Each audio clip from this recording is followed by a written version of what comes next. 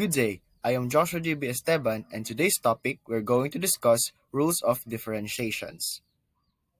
Now, in today's discussion, our learning objectives is to evaluate function using the rules of differentiations, and we differentiate the products and quotients of two functions.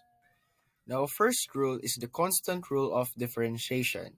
If c is a constant and if f of x is equal to c, for all x, f of x prime is equal to c. Now, a constant has no change as x changes, since differentiation measures the rate of change, and a constant does not change, and its derivative is 0. Now, let's have this illustration. The constant rule of differentiation. Let's say we have f of x is equal to negative 3, and we're going to find the derivative of negative 3. Since negative 3 is a constant, therefore, by the definition of constant rule of differentiation, the constant will become 0. Therefore, f prime x is equal to 0. The next rule is we have power rule.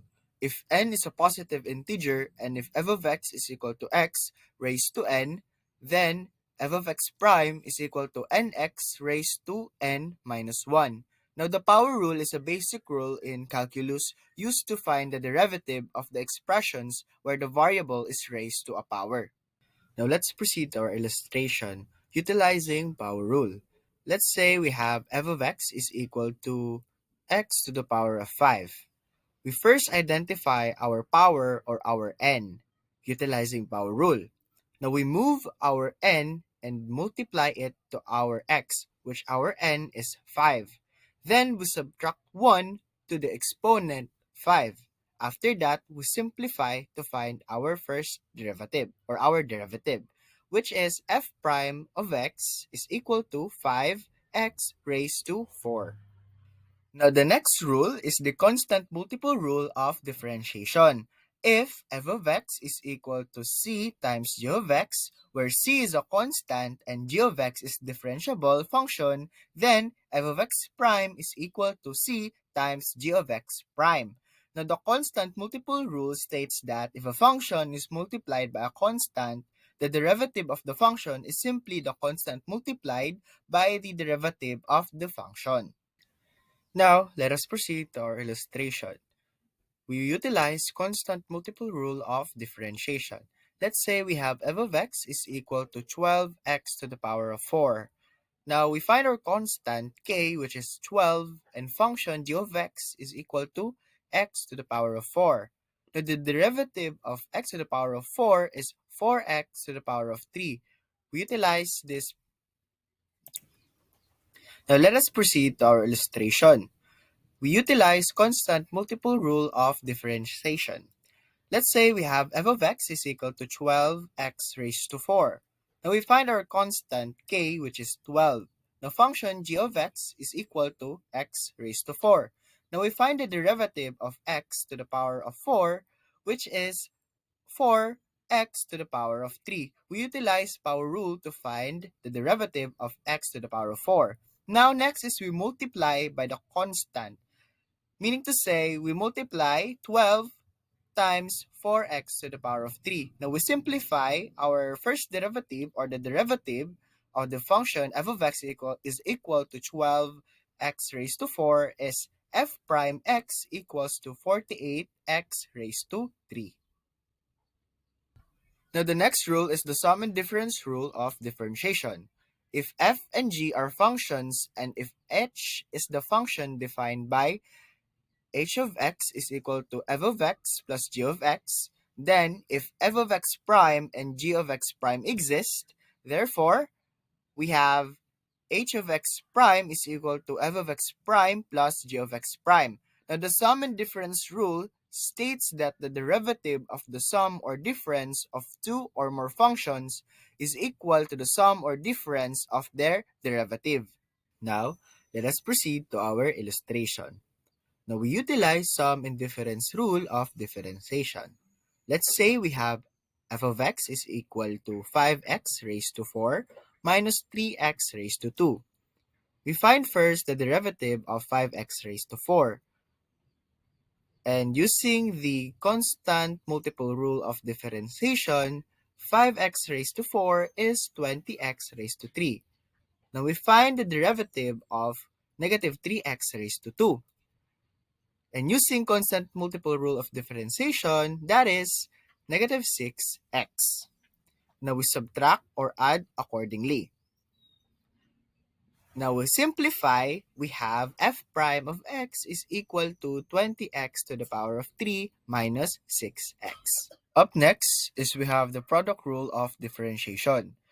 If f and g are functions and if h is a function defined by h of x is equal to f of x multiplied by g of x, then if f of x prime and g of x prime exist, therefore we will have h of x prime equal to f of x prime times g of x plus g of x prime times f of x. Now this rule is necessary because the derivative of a product is not simply the product of the derivatives. When two functions are multiplied, both can change with respect to x, so we must account for the change in each function. Now, let us proceed to our illustration. We utilize product rule of differentiation. Let's say we have y is equal to x squared times 3x plus 1. Step 1, we identify the functions. We use f of x is equal to x squared. Now we find the derivative of x squared, that would be f prime x is equal to 2x. So the derivative of x squared is 2x. Now let's find the derivative of 3x plus 1. That is g of x equals 3x plus 1, and that would become g prime x is equal to 3 because the derivative of 3x is 3 and the derivative of 1, which is a constant, therefore that is a 0. Now we apply the product rule. That would be dy over dx is equal to 2x times 3x plus 1 plus x squared times 3. Let us proceed to our step 3. We simplify. We have dy over dx equals x squared plus 2x plus 3x squared. We simplify. Therefore, we have dy over dx equals 9x squared plus 2x. Now, our final answer is dy over dx equals 9x squared plus 2x. So that is our derivative. Up next is the quotient rule of differentiation. If y is equal to f of x over g of x, where g of x must not be equal to 0, then the derivative is dy over dx is equal to gx times f of x prime minus f of x times g of x prime over g of x raised to 2. Now, this rule is needed because the derivative of a quotient is not equal to the quotient of the derivatives. Both the numerator and denominator change with respect to x. To our illustration, we utilize quotient rule of differentiation. Let's say we have y is equal to x over x plus 1.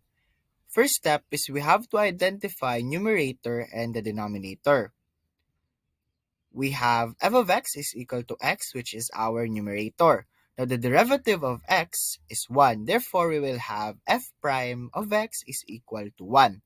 Now, our denominator, which is g of x, is equal to x plus 1. And finding the derivative, we have g prime x over 1. Because the derivative of x is 1 and the derivative of 1, which is a constant, which is 0. Now, next step is we apply the quotient rule. Therefore, we will have y prime is equal to 1 times x plus 1 minus x times 1 over x plus 1 squared. Now, for our last step is to simplify our numerator. Our numerator is x plus 1 minus x, and that would be 1 because x minus x is 0, and that would give us only 1. Therefore, our final derivative is y prime is equal to 1 over x plus 1 raised to 2. Now lastly, we have chain rule. If y is equal to f g of x, then the derivative is dy over dx equal to f g of x prime times g of x prime. The chain rule is used when differentiating a composite function which is a function inside another function. Now let us proceed to our illustration. We utilize chain rule of differentiation.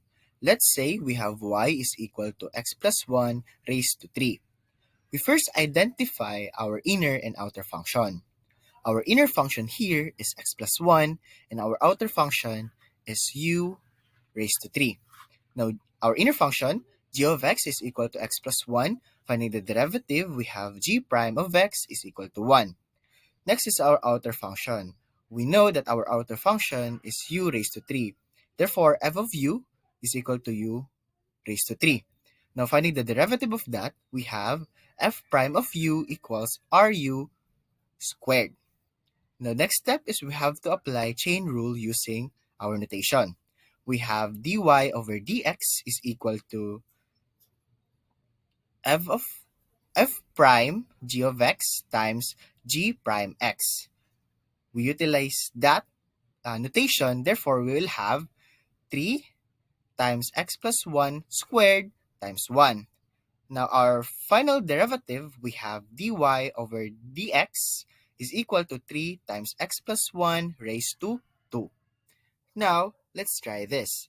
Solve the problems using rules of differentiation.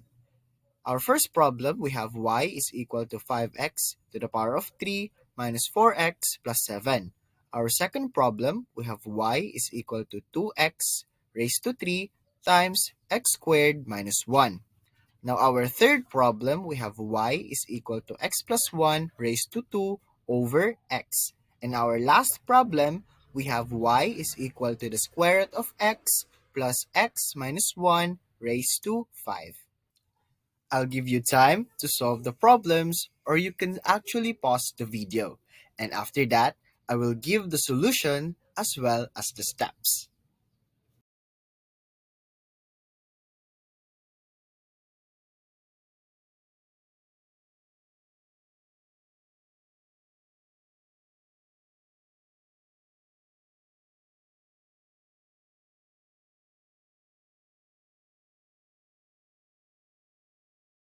And that's it. Thank you so much for listening, and I hope you understand and learn something to this discussion.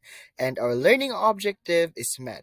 Again, I am Joshua JB Esteban, and this concludes my video discussion.